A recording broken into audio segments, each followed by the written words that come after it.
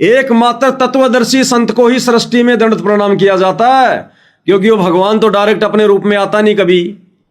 अपने रूप में मतलब अपने तेजोमय रूप में तो कभी आएगा नहीं कबीर भगवान। तो वो सतगुरु का चोला धारण करके आता है, वही तत्वदर्शी संत होता है। और एकमात्र सृष्टि में केवल उसी को दंडवत प्रणाम किया जाता है। क्या कह रहे हैं गुरुदेव भगवान, ध्यान से सुनिएगा दंडवत प्रणाम के विषय में। आज का जो प्रसंग चल रहा था वहां तो स्टार्ट भी नहीं हो पाया था। आज का सत्संग प्रारंभ यहां से हुआ था कि परमात्मा पाने के लिए हमने अपने सदग्रंथों को ही आधार बनाना है।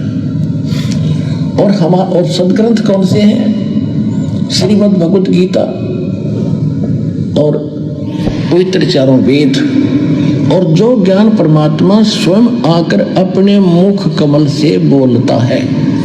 श्रीमद् भगवत गीता अध्याय नंबर 4 के श्लोक नंबर 32 में कहा है कि इन यज्ञ धार्मिक अनुष्ठानों की विस्तार के साथ जो जानकारी, यज्ञों की, यज्ञ माने धार्मिक अनुष्ठानों की विस्तार के साथ जानकारी सच्चिदानंद घन ब्रह्म के मुख कमल से बोली हुई वाणी में, सच्चिदानंद घन ब्रह्म की वाणी में कही गई है विस्तार के साथ। और उसको जानने के बाद सभी कर्मों से मुक्त हो जाएगा। उसको तत्व ज्ञान कहते हैं, जो भगवान स्वयं आकर बताता। उसको क्या कहते हैं? तत्व ज्ञान। और उस तत्व ज्ञान को कौन आके कहता है? स्वयं भगवान आकर उस तत्व ज्ञान को कहते हैं। भगवान कौन है? कबीर जी। तो तत्वदर्शी संत की भूमिका कौन निभाता है? स्वयं कबीर भगवान। अब आगे वो काल भगवान क्या कह रहा है कि दंडवत प्रणाम तो भाई एकमात्र तत्वदर्शी संत को ही किया जाता है। खुद के लिए भी मना कर रहे हैं कि अर्जुन मेरे को भी दंडवत प्रणाम मत करना, मैं भी अधिकारी नहीं हूं दंडवत प्रणाम का। मेरी शरण में रहना है, मेरी भक्ति करनी है तो मेरे को नमस्कार कर। और दंडवत प्रणाम केवल उस तत्वदर्शी संत को। क्या कह रहा है? 34वें श्लोक में कहा कि उस तत्व ज्ञान को जो सच्चिदानंद घन पूर्ण परमात्मा स्वयं आकर बताता है, उसको तू किसी तत्वदर्शी संत के पास जाकर समझ। उनको दंडवत प्रणाम करने से केवल वही संत एक दंडवत प्रमाण का अधिकारी बताया, प्रणाम का अधिकारी बताया है गीता में। केवल वही संत एकमात्र दंडवत प्रणाम का अधिकारी बताया है। तो ये प्रोसीजर सबसे पहले कहां शुरू हुई? साध संगतियों में। केवल अपने गुरुदेव भगवान को ही दंडवत प्रणाम किया जाता है। तो इस विधि से भी परमात्मा प्रसन्न होता है, क्योंकि ये अव्यभिचारणी भक्ति है, पतिव्रता पद की भक्ति है। ये एकमात्र अपने गुरु को दंडवत प्रणाम करना। एकमात्र तत्वदर्शी संत ही दंडवत प्रणाम का अधिकारी बताया है। ये प्रणाम भाई और बहनों, ये सबूत तो अब मिल रहे हैं दास को। और दास से परमात्मा ने प्रेरणा कर करके आज से कितने समय पहले से ये चीजें लागू करवा रखी है। तो ये प्रोसीजर क्यों शुरू करवाई गुरुदेव ने? प्रसन्न होने के लिए, ताकि गुरुदेव हम पर रजा बख्शे, मेहर बख्शे। अरे भैया, ये छोटे मोटे शहंशाह, छोटे मोटे वजीर आजम, पहले ही मुगल काल में हम लोग टीवी पर देखा करते थे। जब कोई विशेष कार्य होता था, कोई डिमांड होती थी किसी व्यक्ति की, किसी मंत्री की, वजीर की, तो उस अकबर के आगे जाता था, बाबर के आगे जाता था, हैं? और क्या करता था? झुक के यूं 10 बार तो सलाम करता था। सलाम वजीर आजम, सलाम शहंशाह हिंदुस्तान। पता नहीं 20 प्रकार की उसकी महिमा किया करता था। यूं नीचे झुक झुक के, यूं ऊपर भी नहीं देखता था। और फिर वो वजीर आजम कहता था कि हाँ मंत्री जी, क्या बात है, मांगो, मैं प्रसन्न हुआ। तब वो अपनी डिमांड रखता था। तो ये तो शहंशाहों के शहंशाह हैं सदगुरु रामपाल जी भगवान। पूरी सृष्टि के वजीर आजम यानी प्रधानमंत्री। तो इनके अलावा यदि हम किसी और को दंडवत प्रणाम करेंगे, जैसे कागज के टुकड़े उस कबीर की नकली फोटो को, गरीबदास जी की फोटो को, दादा गुरु जी की फोटो को, पंडित चिदानंद जी की फोटो को, तो हम काहे के भगत हैं? हम तो महाभारत के द्रौपदी हैं, द्रौपदी जिसके 5 पति हैं। तो ये तो व्यभिचारिणी भक्ति होगी, वैश्या भक्ति हो गई। तो इससे गुरु प्रसन्न नहीं होता। तो यह विधि भी सबसे पहले परमात्मा ने कहां लागू करवाई? साध संगति में, ताकि हम गुरु को प्रसन्न करें, हृदय से दंडवत प्रणाम करें, अपना बाप मान के दंडवत प्रणाम करें। वो हाथ अपना रख दे सिर पर, जिसने मान गुरु को बाप लिया। बाप यानी अध्यात्म का बाप एक ही है, कबीर। तो जिसने अपने गुरु को अपना बाप मान लिया, वो उसके सिर पर हाथ रखेगा। आशीर्वाद भरा हाथ, मेहर का हाथ। तब भाई और बहनों, ये कामी क्रोधी लालची वाणी, इस वाणी पर हम चल पाएंगे, वरना इतना आसान नहीं है। जबरदस्ती चलने का प्रयास करेंगे तो भी काल ठग लेगा। इसमें तो ज्ञान को आधार बनाकर, अपने आप को भक्ति से परिपूर्ण करके, गुरु को प्रसन्न करके, और तरीका नहीं है कोई। तो दंडवत प्रणाम का अधिकारी सृष्टि में कौन? एकमात्र तत्वदर्शी संत है।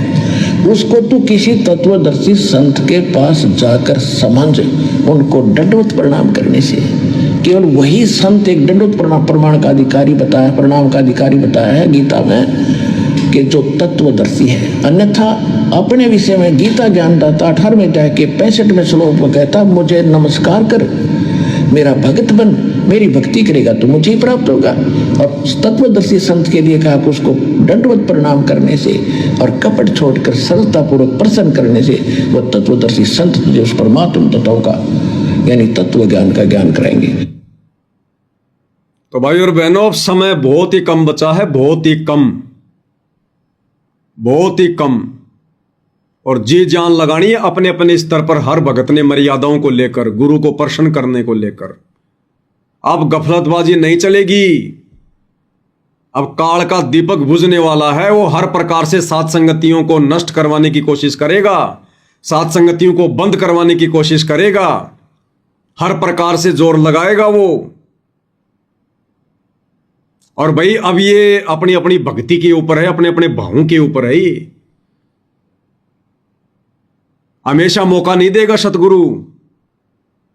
जिस प्रकार सतगुरु ने मौका दिया ज्ञान समझाने का, लेकिन जब एक समय आया तो सतगुरु ने भी हाथ पीछे कर लिए और चुपचाप हिसार जेल में जाके बैठ गया, भक्तों को अपने भरोसे छोड़ दिया।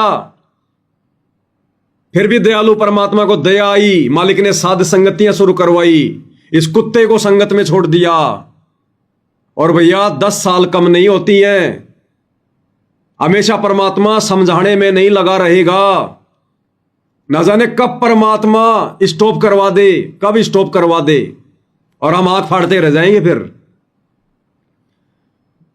अरे एक छोटा सा एग्जाम्पल है, अगर समझ सको तो। ऐसे ही एकदम से मोक्ष के दरवाजे बंद होंगे अचानक से। अब जिस प्रकार सात संगतियों में अचानक से नो एंट्री हो गई, अचानक से जहां 500 भगत आते थे वहां केवल 50 ही योग्य बचे, और अचानक से नो एंट्री हो गई कि आज के बाद में विषय वासनाओं वाले जो रजोगुण से दूर नहीं है, उनकी साथ संगति में नो एंट्री। सोचा भी नहीं होगा आप लोगों ने कभी, और अचानक से परमात्मा ने नो एंट्री करवा दी, जो कि जरूरी भी था। इसी प्रकार यह परमात्मा सतलोक के लिए भी अचानक से नो एंट्री करेगा, अचानक से। फिर मौका नहीं मिलेगा, फिर मौका नहीं मिलेगा। इस गफलतबाजी में मत रहना कि हजारों साल चलेगा भक्ति मार्ग, हम पार हो जाएंगे। इस जन्म में तो तोड़ लिए किले, अगले जन्म में क्या खाक पार हो जाएंगे। अरे इस जन्म में तो सतगुरु भी धरती पर, सतगुरु जी जान लगा रहा, अपने भक्तों से जी जान लगवा रहा, हर प्रकार से हमें प्रोटेक्शन दे रहा, और फिर भी हम नहीं पार हो पाए। तो अगले जन्म में तो जब हम होश संभालेंगे तो सतगुरु धरती पर ही नहीं मिलेगा, सतगुरु तो सतलोक जा चुका होगा। और एक बात आपको दास मालिक की प्रेरणा से बार बार बताता आया, बार बार। देखो भाई और बहनों, सबूत हर बात का मिलेगा। कुछ पॉइंट ऐसे होते हैं, कुछ बातें ऐसी होती हैं जो दास के मुख से परमात्मा बुलवा देते हैं, लेकिन उस समय मेरे पास में सबूत नहीं होते। लेकिन कुछ समय बाद में परमात्मा कहीं न कहीं से सबूत भी दिलवा देते हैं।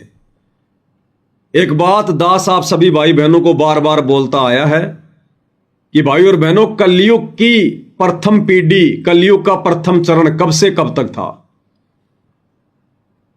जब तक कबीर भगवान 650 साल पहले जो गुरु रूप में आए थे, जब तक वो धरती पर रहे, तब तक कलयुग का प्रथम चरण था, प्रथम पीढ़ी थी।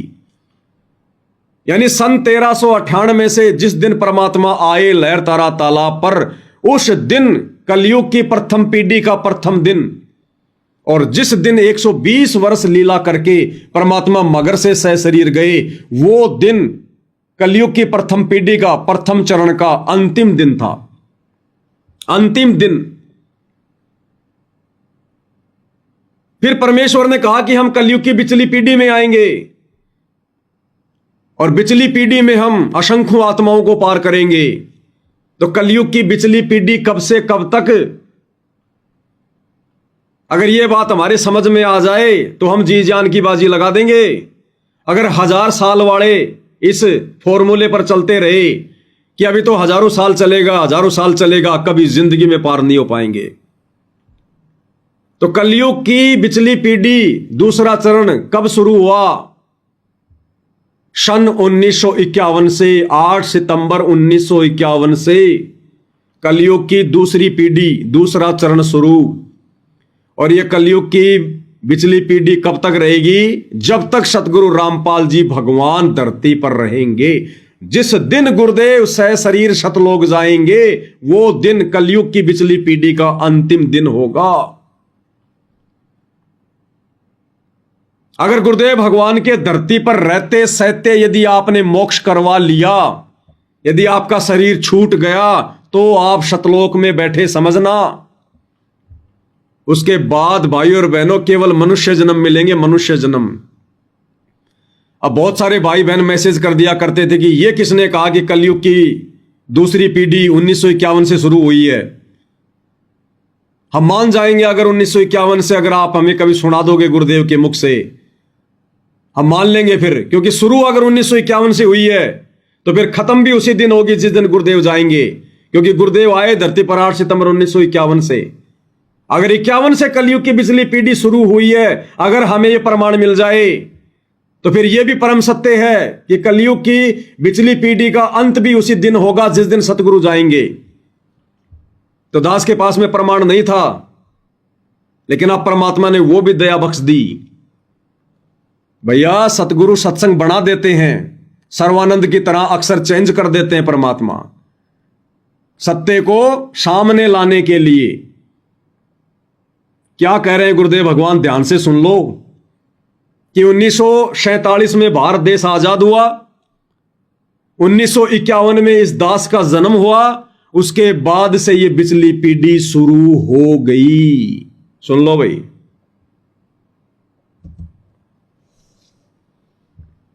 तो परमात्मा ने फिर अब जैसे कहा, उस समय तो हम रह गए क्योंकि हमने भगवान की बात पर विश्वास नहीं बना। अब बिचली पीढ़ी आ गई। 1947 से भारत आजाद हुआ, 1951 में दास को भेजा परमात्मा ने। अब वहां से अब बिचली पीढ़ी शुरू होगी और शिक्षा एकदम हिंदुस्तान के अंदर जैसे दावानल फैलती है ऐसे फैल गई। क्या कह रहे परमात्मा कि 1947 में भारत देश आजाद हुआ, 1951 में परमात्मा ने इस दास को भेजा। अपने आप को छुपा के कह रहे हैं कि 1951 में इस दास को परमात्मा ने भेजा और वहीं से यह कलयुग की बिचली पीढ़ी शुरू हो गई। 1951 से, 8 सितंबर 1951 से कलयुग की बिचली पीढ़ी शुरू। एक बार फिर सुन लो भाई और बहनों। तो परमात्मा ने कहा, फिर अब जैसे कहा, उस समय तो हम रह गए क्योंकि हमने भगवान की बात पर विश्वास नहीं बना। अब बिचली पीढ़ी आ गई। 1947 से भारत आजाद हुआ, 1951 में दास को भेजा परमात्मा ने। अब वहां से अब बिचली पीढ़ी शुरू होगी और शिक्षा एकदम हिंदुस्तान के अंदर जैसे दावानल फैलती है ऐसे फैल गई। अब बताओ भाई और बहनों, क्या बहाना बनाओगे? अब कह रहे थे कि हमें सुना दो गुरु जी के मुख से कि 1951 से कलयुग की बिचली पीढ़ी शुरू हुई है। अरे 1951 से क्यों हुई? 1947 से हो जाती, 1950 से हो जाती, 1952 से हो जाती, 51 से क्यों हुई? क्योंकि गुरुदेव कहते हैं 1951 में इस दास को परमात्मा ने भेजा और वहीं से कलयुग की पिछली पीढ़ी शुरू हो गई। क्योंकि जब जब ये परमात्मा संत रूप में, गुरु रूप में धरती पर प्रकट होते हैं, उसी दिन से वो पीढ़ी शुरू होती है, और जिस दिन ये चले जाते हैं अपनी लीला पूरी करके, उसी दिन समाप्त। तो भाइयों और बहनों, देख लो आप और हमारे पास में कितना समय है।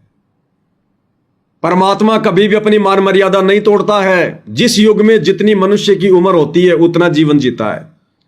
सतयुग में लाखों साल की उम्र होती है, तो परमात्मा सत सुकृत ऋषि के रूप में 1,00,000 वर्ष तक परमात्मा धरती पर रहते हैं। त्रेता में परमात्मा 50, 60, 70 हजार वर्ष तक रहते हैं। द्वापर में परमात्मा हजारों वर्ष रहते हैं। और भाई कलयुग के प्रथम चरण में परमात्मा 120 साल तक रहे, क्योंकि 100 साल 120 साल तक आम आदमी जिया करता था। अब भाई साहब 100 साल की उम्र लास्ट है कलयुग में। बड़ी मुश्किल से कोई व्यक्ति 100 साल पार करता है, बड़ी मुश्किल से। गरीबदास जी तो इस गंदे लोक से इतने डर गए, 61 साल की उम्र में चले गए। 61 साल की उम्र में फारिग होके कि भाई मैं तो फ्री हो गया, मेरा काम फ्री, मेरे को तो जाने दो यहां से, अब मैं नहीं रुकूंगा इस गंदे लोक में। 61 साल की उम्र में, तो भैया 100 साल मान लो। काललोक के हिसाब से परमात्मा 75 वर्ष के हो गए। 100 साल मान के चले तो 25 साल बाकी है, और मान लो 25 साल, 50 साल मान लो। तो आप और हम वर्तमान वाले भक्तों के पास में मौका है, जब तक सतगुरु धरती पर है। क्योंकि आप और हमारी कितनी उम्र, किसी की 30, किसी की 40, किसी की 50, और 50 साल हम लोग जिएंगे नहीं, हमें पता अच्छे से। कोई 20 साल में टपकेगा, कोई 30 साल में, कोई 25 साल में। तो बिल्कुल गोल्डन चांस है, गोल्डन चांस गुरु जी के रहते सहते शरीर छोड़ने का। अब शरीर कोई जबरदस्ती नहीं छूटेगा, ना भगवान छुड़वाएगा। गुरुदेव कहते हैं जैसी तुम्हारी लगन, जैसी तुम्हारी इच्छा सतलोक से और काल के साथ यहां आने की बनी थी, उससे भी डबल इच्छा जब तुम्हारी वापस सतलोक जाने की बनेगी, तब भैया तुम्हें ले जाया जाएगा। और उसके लिए एक ही प्रोसीजर है, जीवित मर ले रे लोभी मन जीवित मर ले रे, यो गुरु ज्ञान विज्ञान वाणी जीवत ही जग में मरो। और दूसरा फॉर्मूला नहीं है भाई। जब तक आम नहीं पकेगा मालिक उसको नहीं तोड़ेगा। कच्चे आम को कभी माली नहीं तोड़ता।